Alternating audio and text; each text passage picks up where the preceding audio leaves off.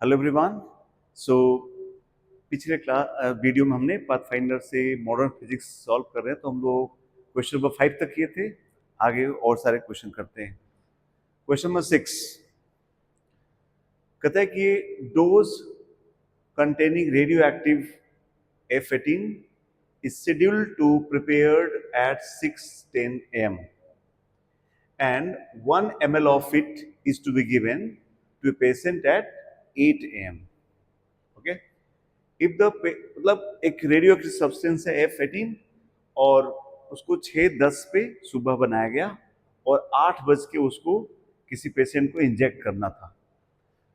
If the patient reaches clinic late and takes the dose at 8:55 am, मतलब उसको लेना था दवा 8 बजे, वो 8:55 पे पहुंचा। तब क्या होगा, वो थोड़ा रेडियो एक्टिव है तो ज्यादा डिके हो गया होगा, उसका एक्टिविटी कम हो गया होगा, तो थोड़ा डोज बढ़ा के देना पड़ेगा। तो वही कह रहा है कि how much quantity of the dose should be given to the patient. Half life दिया हुआ है 110 minutes. Okay, so let me solve this question for you.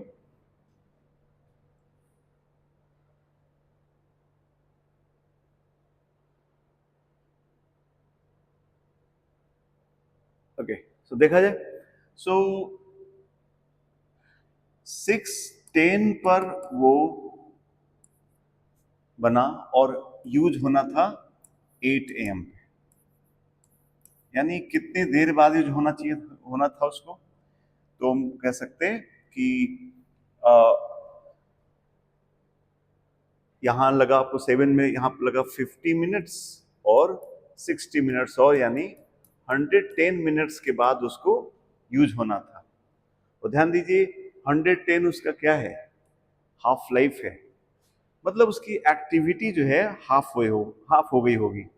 मतलब एक्चुअली में अगर उस जो जब प्रिपेयर किया जाता है तो इनिशियल एक्टिविटी अगर A0 है तो 8 बजे उसकी एक्टिविटी A0/2 हो जाएगा। ओके, लेकिन कह रहा है कि उसको लेट देना पड़ा, 8:55 पे देना पड़ा, तो एक्टिविटी और डाउन हो गया होगा। लेकिन ध्यान रहे हमको डोज उतना ही देना, मतलब क्या हुआ, उस रेडियो एक्टिव के जो एटम्स थे वो उतने ही इंजेक्ट होने चाहिए।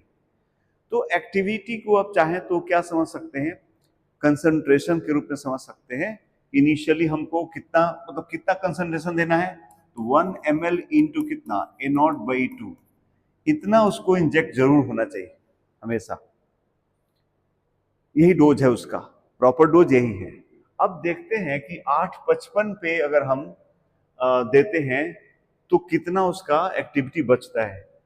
तो 6:10 से लेके अगर 8:55 का बात करें तो फिर कितना मिनट्स हो जाता है, 6:10 से ये कितना मिनट्स हो जाता है। तो यहाँ पे देखिए 50 मिनट्स यहाँ हो गया, फिर 60 मिनट्स आपका हो गया 8 बजने में हो गया, और 55 मिनट्स और, यानी ये हो गया 5 और 165 मिनट्स के बाद वो ले रहे हैं।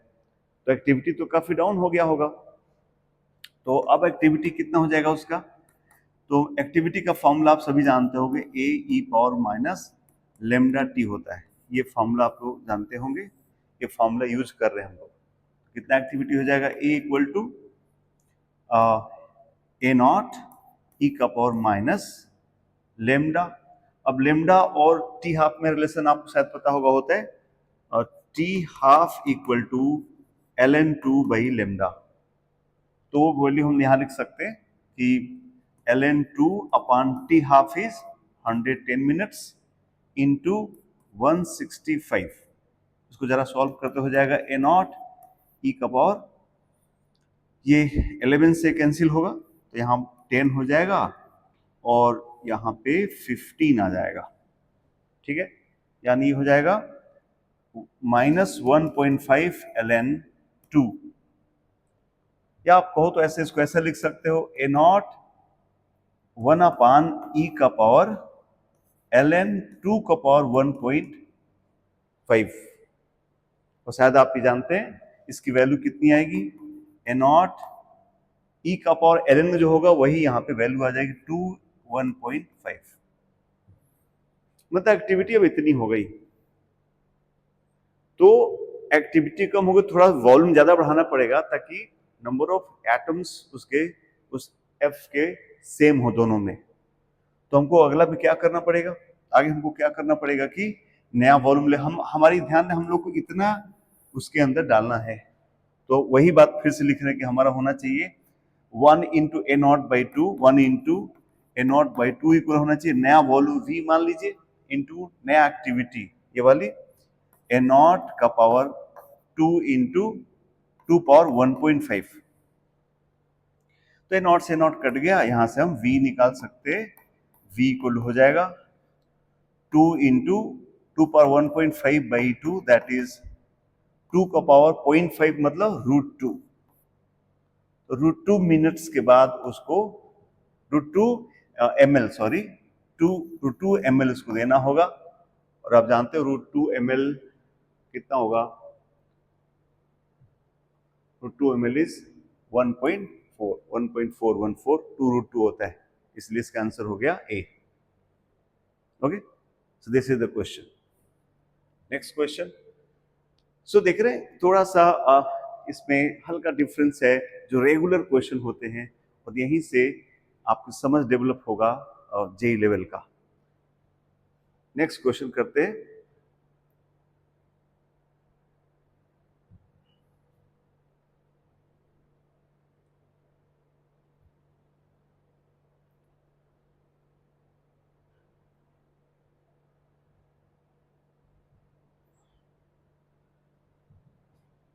ओके, सो क्वेश्चन नंबर 7 करते हैं हम लोग।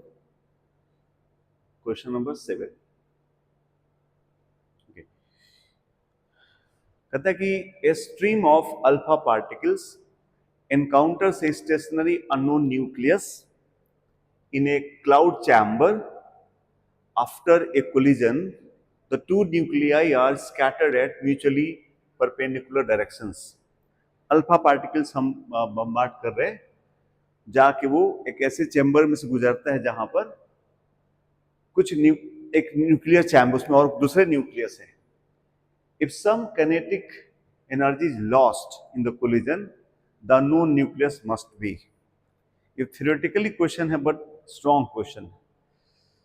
करे कि वो जो दूसरा वाला हो, क्या प्रोटॉन हो सकता है, क्या वो ऐसे न्यूक्लियस होंगे जो अल्फा पार्टिकल से लेस मास वाले होंगे, या फिर खुद अल्फा पार्टिकल ही होंगे, या फिर अल्फा पार्टिकल से ज्यादा होंगे। तो एक प्रॉपर्टी शायद आप सभी आप जानते होंगे कि अगर एक इक्वल मास m मास का लिया जाए और दूसरा m मास के आके उसको ऑब्लिकली टकराए, दोनों हमेशा राइट एंगल पे जाते हैं। ये फैक्ट ये आपको याद होना चाहिए। एक मास अगर रेस्ट पे हो, इक्वल मास दूसरा आके उसको इलास्टिक हिट करे, तो फिर दोनों जो स्कैटर होते that angle is always right angle. Okay, so equal मास तो नहीं होने वाला, बिकॉज एनर्जी का लॉस होना है, कहा है। सो ऑब्वियस है, हालांकि थोड़ा थ्योरेटिकली सोचेंगे तो समझ में आ जाएगा, हल्का मास होगा तो नहीं होगा, थोड़ा मास बड़ा ही होना चाहिए। बट ऐसा क्यों हो, तो इसके लिए आपके लिए सॉल्व करते हैं, ऐसा क्यों होता है समझते हैं। ओके, आपके लिए पूरा सॉल्व करते हैं। देखिए, तो मान लीजिए कि हमारा जो पार्टिकल है ये m1 का पार्टिकल है और v1 वेलोसिटी से आ रहा है, v0 से आ रहा, मान लीजिए इनिशियल इसका वेलोसिटी v0 है वेक्टर, और टकराने के बाद दोनों राइट एंगल पे से जाते हैं। ये अपना m1 है, ये m2 है। इसी के बारे में बताना है कि m2 क्या होगा। तो ये मान लीजिए v1 वेक्टर से जाता है, ये v2 वेक्टर से जाता है, और कहा एनर्जी का लॉस हो रहा है। तो चलिए पहले मोमेंटम जब कराएंगे तो करा रहे, हम लिख रहे हैं कि m1 v0 vector equal to m1 v1 vector plus m2 v2 vector. Momentum जब वेक्टर का फॉर्म लिखे तो हॉरिजॉन्टल नेट मोमेंटम लिख दिया। अब जानते हो फिर एनर्जी लिखना है, तो मोमेंटम से एनर्जी इक्वेशन को रिलेट करने का सबसे बड़ा अच्छा तरीका होता है ना, सेम इक्वेशन का ना आपस में डॉट प्रोडक्ट कर दो। सेम इक्वेशन का मतलब क्या, दिस डॉट दिस, तो ना तुरंत से एनर्जी कन्वर्ट हो जाता है। कैसे? m1 v0 dot m1 v0 equal to this dot this m1 v1 plus m2 v2 dot m1 v1 plus m2 v2। Because मुझे पता है कि ये राइट एंगल है, तो v1 डॉट v2 जीरो आने वाला है, इसलिए बड़ा बढ़िया मेथड होता है। कितना हो जाएगा यहाँ से? m1 m2 v0 स्क्वायर, देखो इस काइनेटिक एनर्जी आने लगेगा, sorry m1 square v0 square equal to, अब क्रॉस करेंगे तो आएगा m1 v1 square plus m1 m2 v1 dot v2 जो कि जीरो आएगा। m2 से करेंगे तो आएगा m2 v2 dot m1 v1 और दूसरा हो जाएगा m2 स्क्वायर v2 स्क्वायर। और सिंस दो v1 v2 राइट एंगल पे है तो v1 डॉट v, ये टर्म जीरो होगा, ये टर्म जीरो हो जाएगा, v1 डॉट जीरो हो जाती है। इसको सीधे कैसे लिख सकते हैं फिर हम? अब लिख सकते हैं कि m1 square v0 square equal to m1 v1 plus, sorry ये m1 स्क्वायर होगा, m1 square v1 plus m2 square v2 square. इसको अगर हम थोड़ा और सिंपल करना चाहें तो ऐसे कर सकते हैं, v0 स्क्वायर इक्वल टू होना चाहिए v1 square plus m2 by m1 का स्क्वायर इंटू v2 स्क्वायर। इसको इक्वेशन नंबर 1 लिख लेते हैं। मोमेंटम से एनर्जी की तरफ थोड़ा मूव कर गए। अब है कि एनर्जी का लॉस हो रहा है, मतलब क्या होना चाहिए? मतलब होना चाहिए कि हमारा जो एनर्जी है half mv square half m1 v0 square should be greater than half m1 v1 square plus half m2 v2 square. Energy loss है तो फाइन एनर्जी कम होना चाहिए। यहां से v0 स्क्वायर हम क्या निकाल सकते हैं? यहां से निकाल सकते हैं again, it should be greater than v1 square plus m2 upon m1 into v2 square. Half of कटा दिया, m1 का डिवाइड कर दिया। अब यहां से दोनों कंडीशन लिखते हैं, v2 की वैल्यू यहां पुट कर देते हैं, v0 वैल्यू यहां लेफ्ट पुट करते हैं, क्या हो जाएगा? सो v1 square plus m2 upon m1 का square v2 square should be greater than v1 square plus m2 by m1 into v2 square. ये कट गया, फिर v2 स्क्वायर से v2 स्क्वायर कट जाएगा, स्क्वायर है तो ये टर्म इस स्क्वायर से कट जाए तो क्या बचेगा? m2 upon m1 should be greater than 1, that should be m2 should be greater than m1। सो दूसरा मास तभी लॉस होगा जब दूसरा मास थोड़ा हेवियर होगा। आंसर शुड बी क्या? डी। तो very good question on physics. तो अगला क्वेश्चन करेंगे हम लोग, क्वेश्चन नंबर 8। देखिए इसमें क्या है कि plutonium atom, proton and an anti proton orbit each other. अब देखो बोहर मॉडल में क्या है, बोहर मॉडल का टाइप का क्वेश्चन है, इसमें प्रोटॉन के चारों तरफ इलेक्ट्रॉन घूमता है, बट आपको एक नया हाइपोथेटिकल एटम समझना है जहां पर प्रोटॉन के चारों तरफ एंटी प्रोटॉन घूम रहा है। What is the energy of a photon emitted in transition of protonium atom from the first excited state to ground state, यानी 2 से 1 में एनर्जी बताना है। अब ये लग तो रहा है बोहर मॉडल का, बट बोहर मॉडल कॉन्सेप्ट लगेंगे नहीं। आपको पता है उसका पूरा एटम प्रोटॉन के साथ तो इलेक्ट्रॉन घूमना चाहिए, तो उसमें कुछ मॉडिफिकेशन की जरूरत पड़ती है, वो हम लोग देखते हैं कैसे करते हैं। ओके देखिए, पहला तो बात होता है कि आपको जो फॉर्मूला से मॉडिफाई करना होगा। कैसे मॉडिफाई करना होगा? अभी क्या हो रहा है, अगर यहाँ पे एक प्रोटॉन ले रहे हैं तो दूसरा प्रोटॉन एंटी प्रोटॉन, मतलब सेम मास होगा, चार्ज अपोजिट होगा, घूम रहा होगा, दोनों का मास सेम लेना होगा, और ये इसके अबाउट नहीं घूमेगा, दोनों का मास सेम है तो सेंटर ऑफ मास के अबाउट दोनों ऐसा घूमेंगे। इसीलिए लिखा भी है कि दे ऑर्बिट अबाउट ईच अदर। तो इसके लिए कॉन्सेप्ट ये होता है कि हम इनका रिड्यूस मास निकालें। आपको पता होगा रिड्यूस मास का फॉर्मूला होता है m1 m2 अपान m1 प्लस m2। यहाँ के हिसाब से m इंटू m अपान 2m हो जाएगा, तो हो जाएगा m/2। ये मास प्रोटॉन के मास है। सो कॉन्सेप्ट ये है कि अगर आप चाहते हैं कि हाइड्रोजन एटम के अलावा कहीं और लगाना है, मतलब जो घूमने वाला पार्टिकल इलेक्ट्रॉन के अलावा कोई और पार्टिकल है, तो आपको हाइड्रोजन जो इलेक्ट्रॉन का मास जहां है उसमें आपको उस मास की जगह पे आपको म्यू यूज करना होगा, यानी reduce mass of electron use करना होगा। जैसे हमारे पास एनर्जी का, हमको एनर्जी का ही फॉर्मूला चाहिए, तभी तो हमारा गैप का एनर्जी निकलेगा। एनर्जी का फॉर्मूला होता है हमारा -13.6 Z²/n² इलेक्ट्रॉन वोल्ट। और आपको शायद पता होगा कि इस इक्वेशन में ये जो होता है proportional to mass of electron होता है।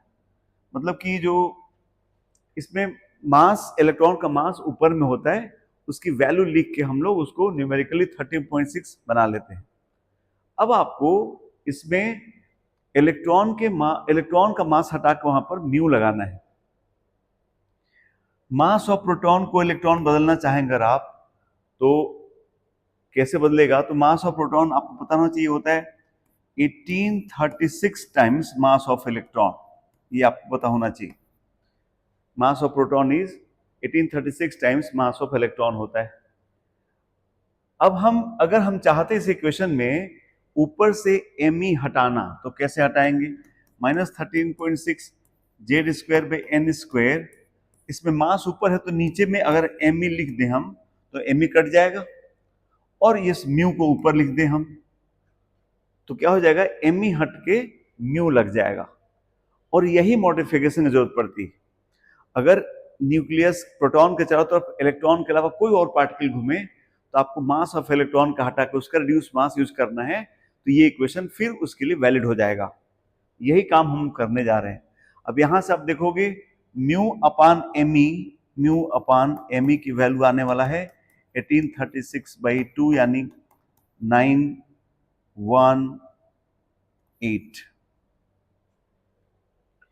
ठीक बात है। तो इतना हमको मास यूज करना होगा इलेक्ट्रॉन का यहाँ पे। सो अब हम अगर इस इक्वेशन को बदलना चाहें तो कैसे बदलेंगे?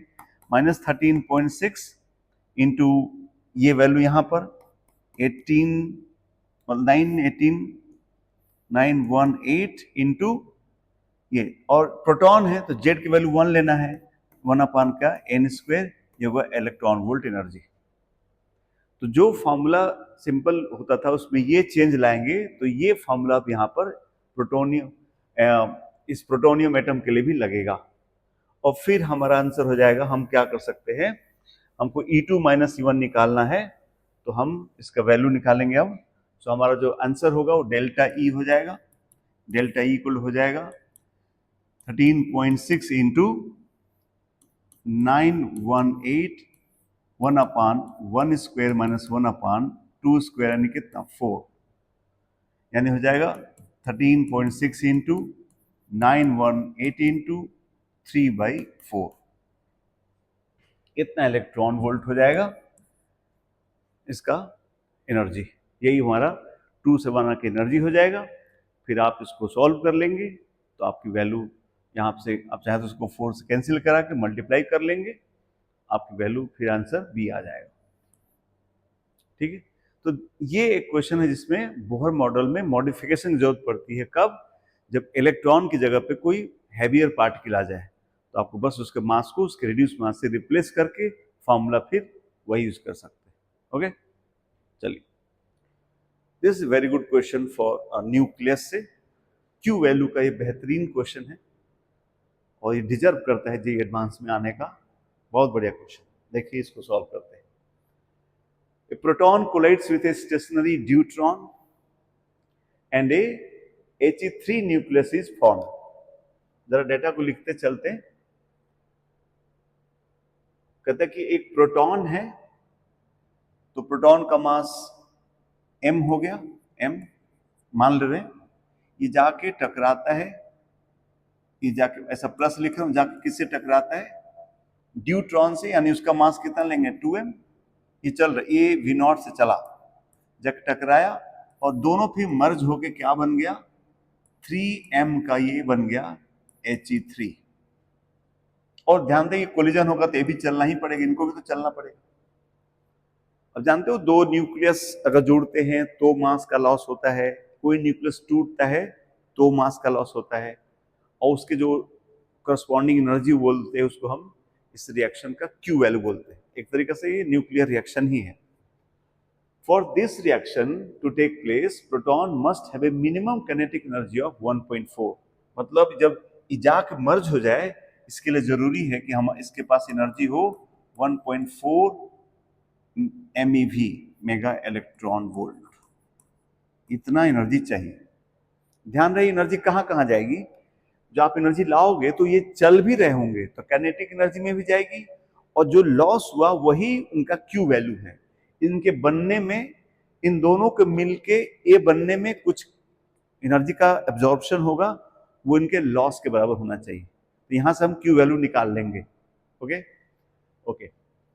दूसरे में कहते हैं कि अब क्या करिए कि इसकी जगह दूसरा deuteron, instead deuteron collides with stationary proton. ऐसे ना होके, मान लीजिए ड्यूट्रॉन चलता, 2m चलता और जाके इसमें कोलाइड करता, ये V' मान लेता हूं, और बन जाता 3m, ये आपका He3 बन जाता। कहता तब बताओ इसके पास कितनी एनर्जी चाहिए थी? ध्यान रहे, कोई किसी से बने, अगर m और 2m मिलकर 3m बन रहे हैं तो उनके जो Q वैल्यू है वो हमेशा सेम होगा, उससे मतलब नहीं। न्यूक्लियर रिएक्शन के आपके एक्सटर्नल काइनेटिक एनर्जी से कोई मतलब नहीं, मास डिफेक्ट सेम रहेगा। चलिए, इसका मतलब हम इसकी एनर्जी निकालना था, फिर ये भी चल ही रहा होगा, तो हम लोग को ये एनर्जी निकालने के लिए क्या करना होगा? इनकी एनर्जी निकालना होगा, कितना बच रहा है, और प्लस Q वैल्यू आपको लेके आना पड़ेगा। तो पहले यहां से Q वैल्यू निकालते हैं। चलिए, मोमेंटम को जब करा के पहले वेलोसिटी निकालते हैं, तो हो जाएगा mv0 इक्वल टू 3mv। यहां से v हो जा रहा है V0/3। सो जो लॉस हुआ, काइनेटिक एनर्जी का कितना लॉस हो रहा है, तो हमारे पास एनर्जी है कितना? हाफ mv0 एनर्जी स्क्वायर हम लेके आए थे, और हमारे पास एनर्जी कैंडी बच जा रही कितनी? Half 3m into V square, और v स्क्वायर अपना V0/3 है, यानी कितना हो गया? हाफ mv0 स्क्वायर माइनस ये 3/2m V0 स्क्वायर बाई 9। तो ये वैल्यू हमारी आ जाती है कितनी? Half M square, half mv square minus 1/6 mv square, that is कितना? 2/3 से करें तो 3 में 2/6 का मतलब 1/3m V0 स्क्वायर। इतना एनर्जी का लॉस हुआ, जो हमारे पास था और जो है उसमें इतना एनर्जी का लॉस हुआ, और यही लॉस उसमें एब्जॉर्ब हुआ है। ठीक बात। तो Q वैल्यू कितना होगा? हमको क्या पता है? हाँ, इसका ये एनर्जी पता है हमको, मतलब हमको हाफ mv0 स्क्वायर का वैल्यू पता है, तो उसी के टर्म में इसको बदल लेते हैं। तो कितना हो जाएगा? इसको मैं लिख सकता हूं 2/3 इंटू हाफ mv0 स्क्वायर ना, तो यानी ये हो जाएगा 2/3 इंटू 1.4। यही हमारा है इस रिएक्शन का Q वैल्यू। इसको बनने में इतना एनर्जी का एब्जॉर्प्शन होगा। ओके, सो इस रिएक्शन का Q वैल्यू पता चल गया कि 2/3 इंटू 1.4 होना चाहिए। अब यहां भी होने वाला है, तो उसको फिर अब वो वाला पार्ट सॉल्व करते हैं, फिर से एक बार बनाते हैं आपके लिए हम। अब इस बार हम ध्यान रहे, हमारे लिए रिएक्शन का Q वैल्यू निकल गया है कितना? Q वैल्यू हमारा इसका है कितना? तो 2/3 इंटू 1.4 MeV एब्जॉर्ब होगा किसी हालत में। अब दूसरा पार्ट करते हैं। अब हमारे पास जो 2m है वो चल रहा है V0 डैश से, और m से टकराता है, और फिर दोनों मिलके क्या बन जाते हैं? 3m बन जाते हैं, और ये कैपिटल V डैश से चल रहे होंगे। सो अब करा कितनी एनर्जी लेके आना पड़ेगा, ध्यान रखिएगा ये काइनेटिक एनर्जी भी आपको देना है और जो एनर्जी एब्जॉर्ब होगा वो भी आपको देना है। ओके, सो एब्जॉर्ब का मतलब कि लॉस, सॉरी एब्जॉर्ब मतलब उसके अंदर नहीं होगा, एनर्जी का लॉस होगा, वो भी आपको देना है, उस लॉस को भी आप ही को सहना है। तो मोमेंटम को जब कराते हैं हम लोग तो क्या लिखेंगे, 2mv0 equal to 3m capital V dash. तो यहां से कैपिटल V डैश आ गया 2/3 V0 डैश। तो अब देख, अब इतना एनर्जी बचेगा। सो बस लिखना चालू किया कि हमको क्या क्या एनर्जी देना है। तो ध्यान दीजिए, हमको 3mv डैश देना है और Q वैल्यू जो लॉस होना वो भी हम ही को देना है, वो हमारा आ चुका है ऑलरेडी 2/3 ऑफ 1.4 भी हम ही को देना है, इतना हम लोग को देना है। और हम पता नहीं कितना हमको उनको वैल्यू हमको ले आना, उतनी वैल्यू ले भी आनी, यहाँ से ले आना है, हमको लाना कितना है, हमारा हमारा हमको तो ये वैल्यू ले आना है। सो हमको कितना ले आना है, हमको लाना है के इनिशियल, ये हमको बताना, वो कितना होगा, half 2m into V0 dash का स्क्वायर, ये हमको लाना है। यानी हमको कितना लाना है, 2m V0 डैश, सॉरी 2 से 2 कट गया तो हमको तो लाना है 2m V0, 2 से कट गया तो हो गया m V0 डैश का स्क्वायर, हमको इतना ले आना है। ठीक बात, अच्छा ठीक है, तो ये ऐड कर लिया जाएगा फाइनली। पहले हम लोग देखा जाए कि कितना हमारे पास जो पहले से हमको रिलेट करना होगा Q वैल्यू से, यहां कितना लॉस हुआ, इस वाले में कितना लॉस हुआ ये देखते हैं। इसमें कितना लॉस, वो भी जो लॉस वो भी तो Q वैल्यू के बराबर ही होगा ना।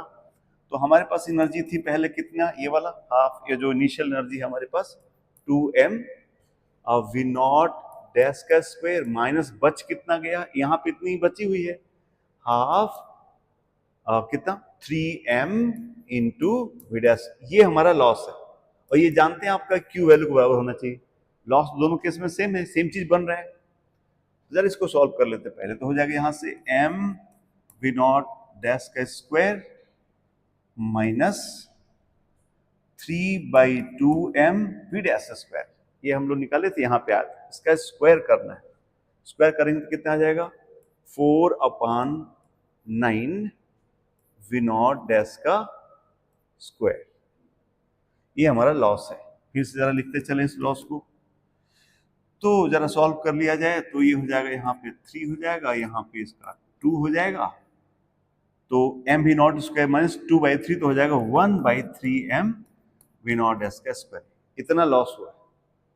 और ये लॉस ही हमारा कितना है, Q वैल्यू है, और Q है कितना, ये Q वैल्यू निकाल चुके हैं 2/3 इंटू 1.4 MeV है। तो फिर हम कुछ करने की जरूरत ही नहीं, हमको तो ये वैल्यू ही बताना था, वही एक्चुअली सेम चीज हो रहा है कि कितना चाहिए, तो ये उधर मैंने लिखा था कि कितना चाहिए, ये प्लस Q चाहिए, जो अभी इसके पहले जो लिखा था वही लिखा था, इनिशियल कितना चाहिए, ये फाइनल वाला प्लस Q वैल्यू। बट उससे क्या मिलेगा, हमको तो निकालना हाफ एम भी, हम हमारा तो आंसर है ये, हमारा तो यही आंसर है। यानी हम इसी की वैल्यू निकालना चाहते हैं तो सीधे निकाल देते हैं, यहीं से निकाल लेते हैं। कितना हो जाएगा m V0 डैश का स्क्वायर कितना हो जाएगा, 3 से 3 कट जाएगा, 2 इंटू 1.4 यानी 2.8 MeV चाहिए। बात खत्म, बात खत्म। वो जो बोले तो भी ठीक है कि इनिशियल क्वांटिटी कितना चाहिए, ये वाला और plus Q value, that's good. But हमको तो हमारा हमको तो जो करना, हमको तो इसी के हमको तो इनिशियल क्वांटिटी निकालना है ना। तो कितना आ गया 2.8 आ गया, आंसर हो गया हमारा 2.8, आंसर इज डी। जिसे वेरी आप देखोगे ऐसा अल्फा स्कैटरिंग के या कोलिजन वाले जेई ने क्वेश्चन एडवांस ने कई बार पूछे हैं, ये बहुत बेहतरीन क्वेश्चन है इस बात समझने के लिए। और क्यू वैल्यू का एक बहुत बढ़िया यूज किया है कि चाहे ए बी से टकरा के सी बने, चाहे बी ए से टकरा के सी बने, न्यूक्लियर रिएक्शन सेम है, न्यूक्लियर प्रोडक्ट सेम बन रहा है, इसलिए क्यू वैल्यू आइदर केस में सेम होगा। ओके, सो आई होप इस क्वेश्चन से आप बहुत कुछ सीखे होंगे। Next set of questions next video में लेके आएंगे। Thank you.